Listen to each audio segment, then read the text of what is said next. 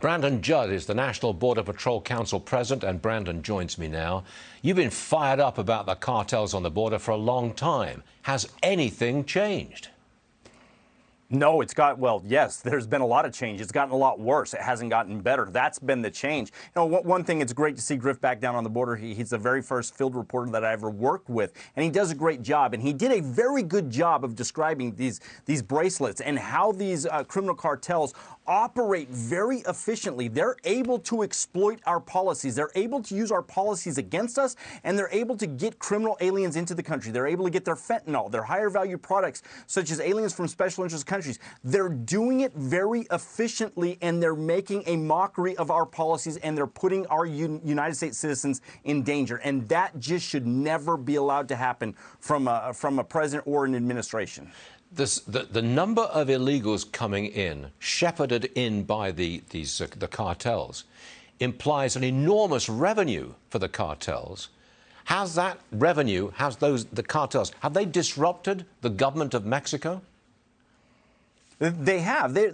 So the problem with the government of Mexico is we know that it's very corrupt. We know that the cartels have infiltrated the government of Mexico. We know that the government of Mexico isn't going to do what's necessary to stop these cartels unless our government puts the requisite pressure on them. We saw that under President Trump. We saw President Trump put pressure on Mexico. Mexico actually became a true border security partner, but they only did it because he was threatening tariffs. And if this administration would do the same thing, then Mexico would step to the plate. But without that, Mexico is going to allow this to happen because these cartels, they generate billions of dollars of profit, and that money goes back into the Mexican economy. They want to continue to see this going on because it's a huge boost to their economy. Now, we hear that, 1,600 gotaways. They evaded Border Patrol over the weekend. They're in the country right now. We don't know who they are. Now, there's a congressional delegation going down there today. They're going to ask for more patrol officers, more border officers. Are they going to get them?